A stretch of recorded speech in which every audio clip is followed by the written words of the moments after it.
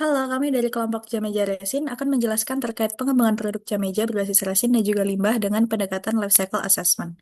Kelompok kami sendiri terdiri dari Calvin Christian, Christopher Nicolastan, Felicia Kolava, dan juga Ivana Christabel. Untuk agenda pembahasan yang akan kami bahas meliputi latar belakang produk, design selections, detail design, design analysis, design prototyping, dan juga conclusions. Nextnya. Latar belakangnya sendiri, kami melihat adanya sejumlah limbah industri dan juga pesisir yang menimbulkan tantangan bagi lingkungan di sekitar kita, sehingga kami menghadirkan produk yang dapat mengatasi permasalahan tersebut dengan memanfaatkan dan mendaur ulang sisa kayu jati dan kerang laut menjadi jam meja berbasis resin, sehingga dapat menjadi karya seni yang fungsional dan juga bernilai tinggi sekaligus mendukung kelestarian lingkungan. Selanjutnya untuk design selections, berikut ini untuk gambar freehand sketching produk awal kami. Untuk fungsi produknya sendiri, jarum-jam ini dapat berfungsi sebagai penunjuk waktu dan jam ini juga menjadi dekorasi ruangan yang estetis dengan mendaur ulang limbah dengan memanfaatkan limbah alami seperti potongan kayu dan juga kerang pantai serta menyediakan struktur yang kuat dan juga tahan lama. Untuk mekanisme kerja produk kami, itu jam kayu resin ini beroperasi menggunakan mesin kuarsa standar bertenaga baterai yang memproses daya menjadi gerakan rotasi pada jarum jam. Putaran jarum tersebut secara akurat menunjuk ke arah potongan kerang yang berfungsi sebagai penanda waktu, didukung dengan perancangan kontras warna yang tinggi terhadap latar belakang kayu dan juga resin agar jam tetap mudah dibaca dari kejauhan. Berikut ini untuk diagram mekanisme atau alur sistem jamnya mulai dari input, proses, hingga output. Untuk desain selection tabularnya bisa dilihat dari tabel berikut. Kami menggunakan tiga produk yang telah dikonsultasikan sebelumnya. Untuk alternatif produk yang pertama atau alternatif A itu kami menggunakan penghangat makanan.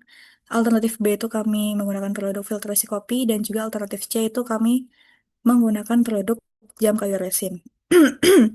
Untuk kriteria yang kami gunakan berdasarkan aspek estetika, keberlanjutan, ketahanan, keunikan, dan juga efisiensi harga. Berdasarkan analisa kami juga, produk alternatif A ini masih dinilai kurang unik karena sudah banyak yang menggunakan produk tersebut di pasaran. Untuk produk B dinilai masih kurang mendukung keberlanjutan karena ampas kopi masih tidak dapat dijadikan pupuk, melainkan dapat mencemari lingkungan. Maka dari itu, untuk produk jam meja resin ini kami nilai sudah cukup baik dalam semua aspek, namun membutuhkan kos yang cukup besar dalam pembuatannya. Sehingga kami memilih alternatif C sebagai produk yang kami bikin untuk proyek kami. Pada saat ini ditampilkan gambar technical drawing dari jam meja berbasis berbahan resin, limbah kayu jati, dan cangkang kerang. Gambar ini memperlihatkan tampak depan, tampak samping, atas, serta tampilan isometrik, sehingga bentuk produk dapat dipahami secara menyeluruh. Dan dari gambar tersebut juga terlihat dimensi utama produk, yaitu sekitar 250 mm untuk lebarnya dan 200 mm untuk panjangnya, dan untuk ketebalannya di sekitar 15 mm. Ukuran ini dipilih agar jam meja tetap proporsional ketika diletakkan di atas meja kerja, namun tidak memakan terlalu banyak ruang. Selain itu, posisi mekanisme mesin jam ditempatkan tepat di bagian tengah agar distribusi berat lebih seimbang dan perputaran jarum tetap stabil. Agar teknik ini juga menjadi acuan pada proses pembuatan prototipe sehingga hasil akhir sesuai dengan desain yang telah direncanakan. Selanjutnya adalah desain analisis yang berfokus pada aspek antropometri dan ergonomi. Dari sisi antropometri, kami menentukan dimensi produk berdasarkan kenyamanan pengguna. Diameter jam dibuat sekitar 250 mm sehingga cukup besar untuk dibaca dari jarak pandang normal di atas meja, tetapi tetap hemat ruang. Ketebalan produk dibuat sekitar 15 mm agar nyaman saat dipegang dan dipindahkan, sekaligus memberikan kekuatan struktur yang baik. Penanda waktu menggunakan cangkang kerang dengan tinggi sekitar 20 mm sehingga lebih mudah dikenali secara visual.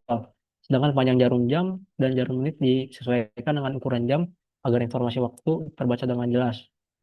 Untuk sisi ergonomi, hasil analisis menunjukkan bahwa produk memiliki keterbacaan visual yang sangat baik karena adanya kontras antara jarum warna putih dengan latar kayu jati dan resin biru.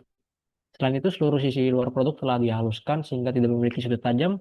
Hal ini membuat produk lebih aman saat dipindahkan atau ditempatkan di atas meja.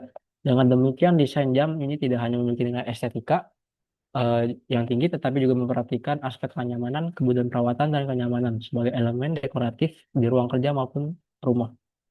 Berikutnya kita masuk ke bagian material yang kita pakai. Eh, Di sini kita menggunakan tiga alternatif, yaitu alternatif A, insulator dan reflektor, alternatif B, media penyaring, dan alternatif C yang akhirnya kita pilih, yaitu kayu jati dan resin.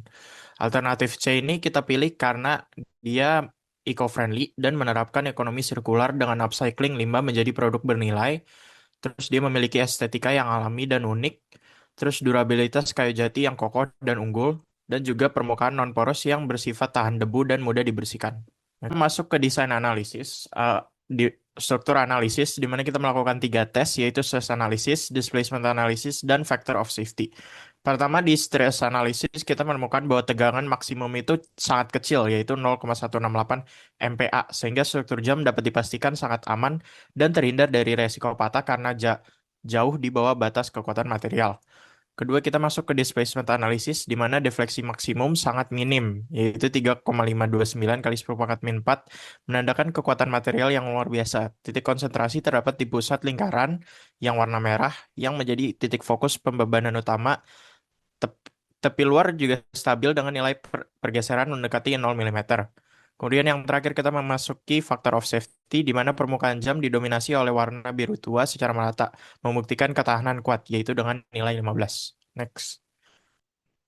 Kemudian kita masuk ke costing structure, di mana kita menemukan bahwa harga jual merupakan 225.000 per unit, dengan HPP 125.750 per unit. Kemudian laba kotor kami mendapatkan 99.250 per unit, gross margin yang gross marginnya berada pada 44,11% dan fixed cost-nya 500.000 per bulan. Kemudian kita masuk ke BP di mana kita melakukan 6 unit per bulan dan asumsi sales kita merupakan 15 unit per bulan. Laba bersih bulanan terdapat di 988.750. Laba bersih tahunan kita mendapatkan di 11.865.000. Kami melakukan initial investment sebesar 10 juta dan dari investment itu kita mendapatkan payback period selama 10,1 bulan, di mana NPV dalam 3 tahun itu kami mendapatkan 18.497.632. Proyek pengembangan produk jam meja resin ini dinyatakan layak finansial untuk diimplementasikan dan dikembangkan. Selanjutnya adalah mengenai desain prototyping dan conclusion. Jadi yang di sebelah kiri itu merupakan gambar final product kami, yaitu jam meja resin dengan permukaan kami menggunakan kayu jati, lalu dengan penggunaan cangkang kerang sebagai digit-digit jam. Lalu kami juga menggunakan jarum jam berwarna putih yang kontras dengan latar belakangnya. Dan sebagai kesimpulan, kami menganggap bahwa proyek ini berhasil untuk mengintegrasikan aspek berkelanjutan dan seni fungsional melalui penciptaan jam meja resin dari limbah kayu jati dan juga cangkang kerang. Dan berdasarkan hasil pengujian dan analisis kami juga telah mengonfirmasi bahwa produk ini memiliki keandalan dengan nilai factor of safety maksimal 15 dengan risiko kegagalan material yang sangat rendah di bawah beban kerja normal. Dan juga didukung dengan analisis finansial tadi yang menunjukkan gross margin kuat sebesar 44,11% dan titik BEP yang rendah yaitu 6 unit per bulan. Dan memiliki potensi pertumbuhan investasi yang positif dengan NPV mencapai 18,49 juta selama 3 tahun. Sekian untuk presentasi dari kelompok kami. Terima kasih.